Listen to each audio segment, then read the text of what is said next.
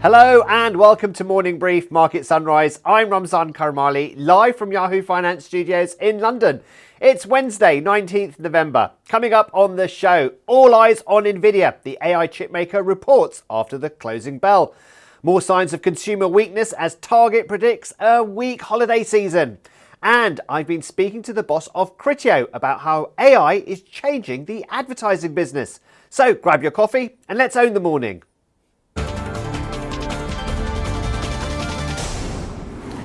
Wall Street is readying itself for Nvidia's earnings. Its Q3 results come out after the closing bell. Remember, it's Nvidia's first such announcement since the company's market capitalization briefly eclipsed $5 trillion last month, though its share price is now 12% lower than that high. Now, this report comes as Wall Street is getting more and more worried about the AI trade, with many investors flagging bubble concerns and high valuations.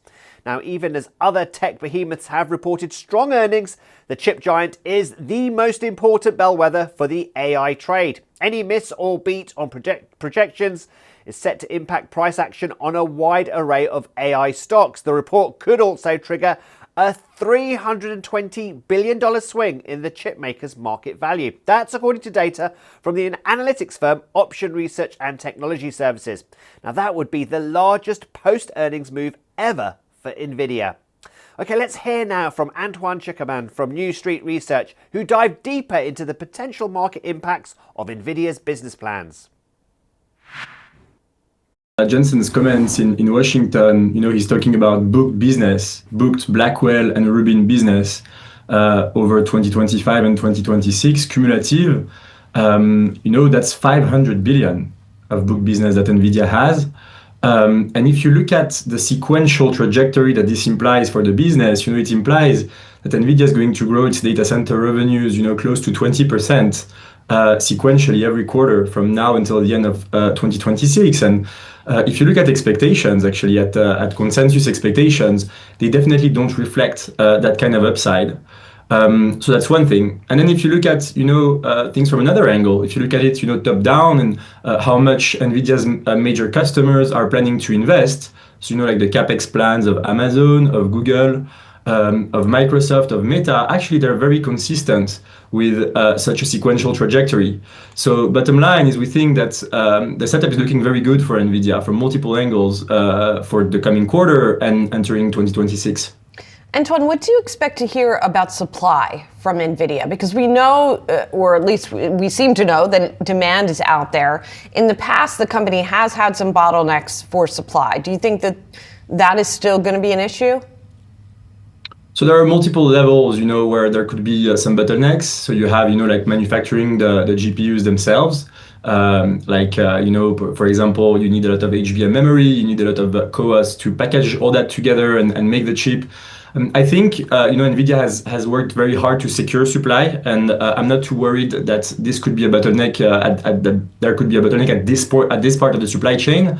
If you look, further down, so you have, for example, CoreWeave talking about some issues in rolling out powered AI shells. I think for now the issue is mostly isolated and probably related to the scale of the company. If you look at the Nvidia's largest customers, I think they probably have a more diversified set of partners with whom they're rolling out these shells, so we're less concerned. And then lastly, everybody's been talking about power as an issue, like actual power, gigawatts. I also don't think that this is going to be an issue because there are a lot of efficiencies that we can find throughout the supply chain. So I'm not too concerned about supply being an issue in 2026.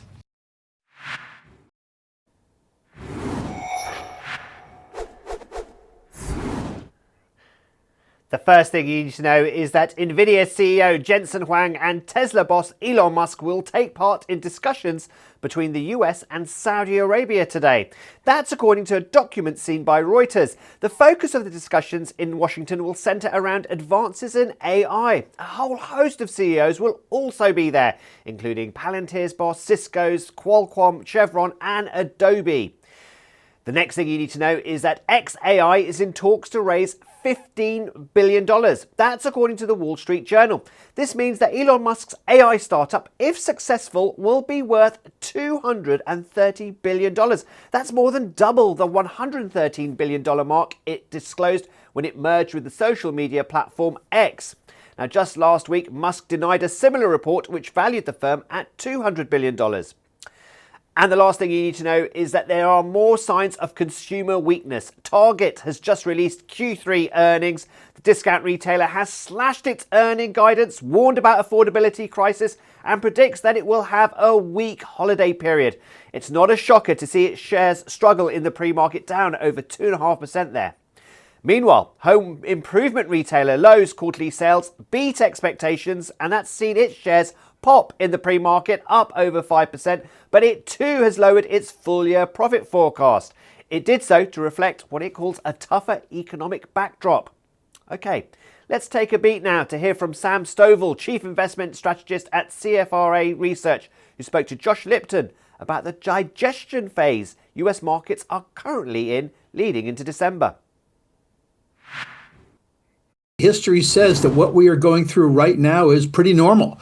We went through a 19% correction from February 19th through April 8th. We got back to break even on June 27th.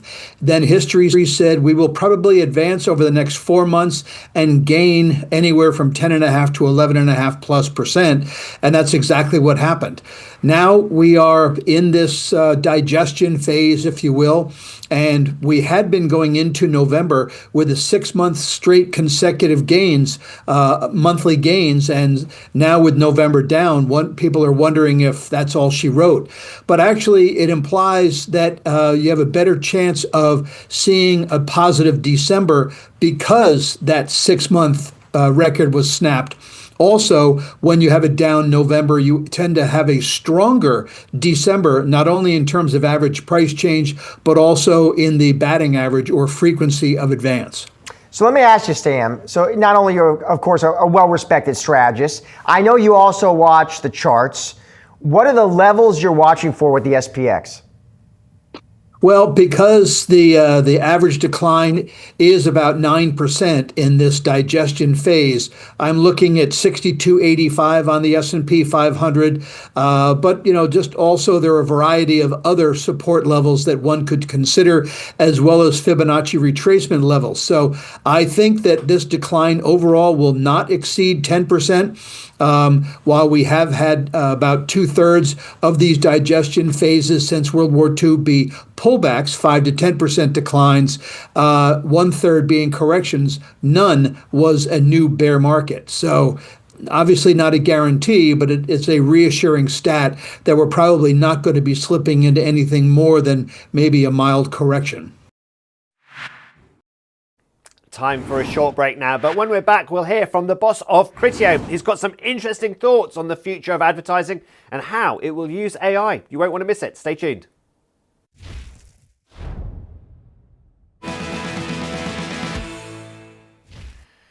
Welcome back. Now we're going to talk about advertising and AI. Now Criteo is an advertising company that provides online display advertisements and listed on the Nasdaq. And I caught up with its CEO Michael Komasinski, who I spoke to about his company and the future of AI tech. There's a massive efficiency play taking place across all the workflows for advertising, whether that's content creation, audience creation, campaign setup, measurement. The second track would be there's some really interesting technologies being developed that really move the industry forward. One of those I'd talk about would be the model context protocol. So it's basically a protocol that decides how sort of agents talk to each other. But if you want to interact with something agentically, you need sort of a structured way of communicating back and forth. And MCP is sort of one of the key connectors. And so if you're going to be in the agentic space in any way, you need to be robust in your tech capability for that protocol. And then last would be the dawn of agentic commerce. I think this is going to be a transformative new channel for retailers and merchants, and we're just getting started. So how is Criteo pivoting to using AI now more? What's interesting about Criteo is we celebrated our 20-year history this year, and we were doing AI when it was called machine learning, 15 plus years ago. I mean, the company has always been built around algorithms and recommendation engines, and moreover, has one of the largest and most unique commerce data sets in the world, 4.5 billion SKUs, over $1 trillion of commerce transactions that we see a year, and 720 million daily active users. So it's a powerful platform. Our strategy really falls into 4 buckets then for AI: internal efficiency, AI in our products to make them more scalable and useful and efficient for our users, building out agentic shopping support for our retailers to get them ready for the agentic commerce wave, and then lastly, potentially being an API partner to the big LLMs as they want to improve the breadth and depth of their product recommendations. Some of our product feeds and APIs could be incredibly powerful for improving their outputs. So what does that mean for your competition right now? Who is your competition? Is it fair to say the likes of Amazon and Walmart are part of that? We don't actually compete head to head with Walmart or Amazon in the sense that we don't see them in the client RFPs that we participate in. But I will say, if you're in our space, you are competing for advertiser dollars against DSPs, other performance platforms, and even walled gardens.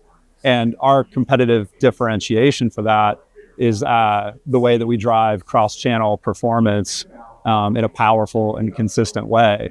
If I add one other extra bit of history to this that I think is really interesting, reflecting on our 20-year history that I mentioned, you really see like kind of 2 waves that have happened and a third one coming. Google dominated the digital advertising wave, but interesting, there's a whole cohort of companies that thrived around them in that ecosystem. Criteo was one of them. Amazon really developed the whole retail media concept. But again, a whole host of companies thrived in that ecosystem around them. Criteo, again, was one of those. So when I look at the next wave of agentic commerce, which I think will be as big or bigger than what Google did for digital advertising or what Amazon did for retail media, Criteo, again, is going to find a place to play in and around, whether it's an OpenAI or an Anthropic, as they develop that agentic commerce wave, which I think is going to be huge. Now, it's fair to say, though, that the price for ad tech is actually falling. So how do you create value? Yeah, well, that's just it, right? So we create value by driving performance for our advertisers, and we create revenue for our retailers, right? So we're not a cost item or sort of delivering tactical media outcomes. We deliver business results. And again, that comes back to the performative nature of the platform. The way that we think about our roadmap and maintaining that advantage, whether it's our performance offering, is making that offering more full funnel, compete for more ad budgets up funnel, cross-channel to make sure that we can find and reach people wherever they are, and self-service, which makes the product more scalable. And in retail media, it's continuing to double down on our attention to retailers and how we unlock monetizable opportunities for them, helping them balance their decision-making between organic and paid outcomes, and then unlocking new incremental demand for them, like we've done with our Google partnership, our Miracle partnership, or just continuing to enhance our front-end tools that make retail media easier to buy and more effective to manage. So we've got lots of vectors for growth, and then including the agentic commerce path, which is really just getting started, but is super exciting. Now, you say you've been in history 20 years. It's fair to say that the share price for Criteo in 2025 hasn't done too well, but the last month there's been quite a bit of an uptick. Is this a sign that things are turning around for the share price? Well, not in the business of forecasting it, but it is fair to say that we think our shares are undervalued. We announced a couple of scope pullbacks early in the year on, in particular, our largest retail client. And as we work past those comparatives, I think the strength of the underlying business becomes more clear to the market. And so, the cash flow that we generate, the growth rate of our segments, and just the overall robustness of the business, and then the growth vectors that we have into agentic I think that will help investors be confident in us and hopefully realize value in the shares. Great to hear there from another tech CEO. Okay, it's time for another short break, but we'll be right back with today's trending stocks, including one tech company bouncing back from major systems issues just yesterday.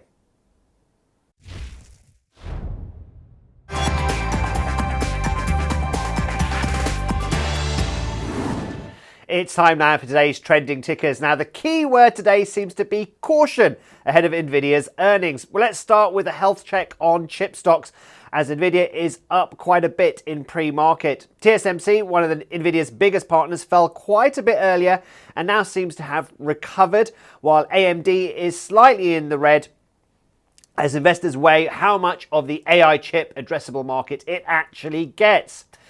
Intel is also flat, still largely viewed as a lag. It's actually down 1% now, viewed as a laggard despite all the support from Washington. Okay, number 2, Cloudflare. Lots of negative headlines yesterday with a widespread outage affecting the cloud provider, and yet shares are rising. The stock is holding up in the pre-market. The market might be looking through the short-term incident and seems to care more about the long-term demand for web infrastructure and security services. In a way, the outage reminds investors of how critical Cloudflare's role has actually become.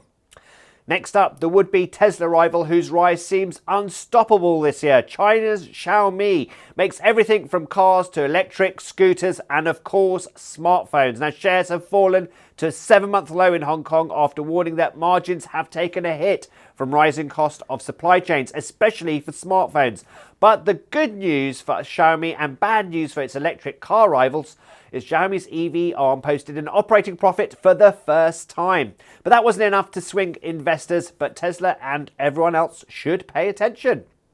Now, here's one story that connects the United States and Britain. WH Smith, the high street retailer, it's still paying the consequences for an accounting error in its North American division, which overstated some numbers. The mix-up triggered a leadership reshuffle, but recovering the losses and restoring trust will be no mean feat. Today, we are seeing the first significant gains in a while for WH Smith, but just look at that fall when it reported that accounting error. Okay, finally, DoorDash is, well, it's delivering for investors today. Some bullish signals. Shares are up around 2.5% in the pre-market after announcing a new partnership with discount retailer family Dollar to expand its footprint. Analysts at Jefferies upgraded the stock, citing its strong positioning and insulation from AI risks. So many stocks are in wait-and-see mode, but as you can see, some significant moves are still happening. All right, now let's hear from Jared Blickery, who's got all you need to know about short selling.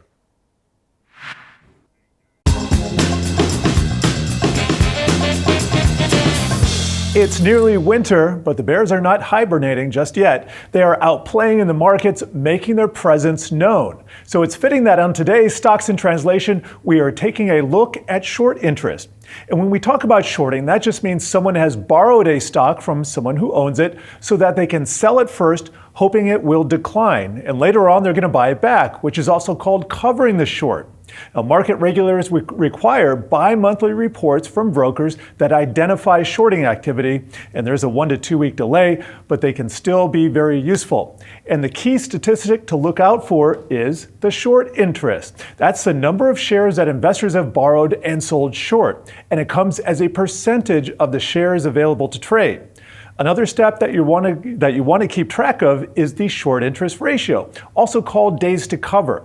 Now, we recently sat down with editor-in-chief of Investopedia, Caleb Silver, in an episode of Stocks in Translation, who explained it. When you look at short interest, you want to look at how many shares are being shorted relative to the overall share count, right? You want to look at what they call the short interest ratio, how many days to cover. It is a number that tells you how many days it would take, in theory, for all the shorts to buy back and cover their positions. A higher number means a lot of shorts. But on the flip side, it also means there is a higher chance that the shorts get caught in a squeeze. More on that in a minute. For now, let's take a look at the Wi-Fi Interactive here. And I got all of these stocks, by the way, using the Yahoo Finance short screener on our website, also available on our app. And here I decided to only look at the top 20 companies that had at least $100 million in market cap, so nothing too small. One of the stocks Caleb was looking at is Jack in the Box, and we can see that right here. And Caleb had this to say. So that's a stock that investors have been betting against, which makes me sad because my grandfather used to take me to Jack in the Box when we were running errands around Southern California back in the 70s. Personal feelings aside, it's worthwhile going over some of the stats on our site. Turns out there are nearly 5 million shares sold short in Jack, and that number is up about 500,000 from the prior month. And to put all this in context, that means over 1/3 of the tradable shares are currently sold short. That translates to nearly 4 days to cover all those shorts based on recent trading volumes. So it's not surprising that Jack is down about 65% this year alone. Now here's Caleb weighing in on the bear case, also the bull case. If you looked into the fundamentals of Jack in the Box, not great right now either, but the fact that there's so much pessimism around it, it's a good flag for retail investors whenever they're considering buying a single stock. And as Caleb notes, even if you're a bull, it can really help to get up to speed on the short interest stats, because that can be the fuel for the next leg up, what we call a short squeeze. And here's Caleb one more time, recollecting the GameStop and Reddit surge that we saw in the early pandemic. Can I bring you back a few years to 2021? Yeah, that the GameStop was the game, phenomenon. right? The more the short interest, the more that big institutions and hedge funds were betting against these stocks, the more that retail investors, especially in meme stock land, were squeezing these stocks by buying them and encouraging others to buy them, setting the price higher, and that makes the people that owned it, that were shorting it, have to pay up those shares that they bought. And buy they did, in what would be a recurring theme for years. So here we have a quick recap on how you can use short steps. For the bear case, high short interest can flag trouble. Sometimes you'll even see short interest climb before bad news becomes public, so it's very useful information. And heavy short interest can also signal an end to a rally, but there's no magic formula. Stocks can rally for long periods amid growing short interest, which brings up the bull case here, because all those shorts can be fuel for rallies, and shrinking short interest can help confirm turns, with a delay, of course, of about 1 week or two. Now, there's always nuance here, but check out the Yahoo Finance short screener and start keeping an eye on how some of the most heavily shorted stocks are performing under different market conditions. And before you know it, you'll start noticing some tradable patterns. And tune in to the Stocks in Translation podcast for more jargon-busting deep dives. New episodes can be found on Tuesdays and Thursdays on Yahoo Finance's website or wherever you find your podcasts.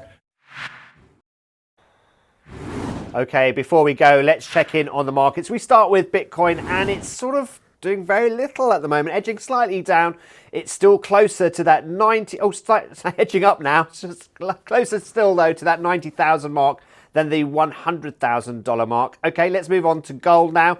And prices are actually rising today. They're closer now to the 4,000, over the 4,100 mark, but still way off that over the 4,300 mark that it reached earlier. Okay, let's turn to Asian markets now.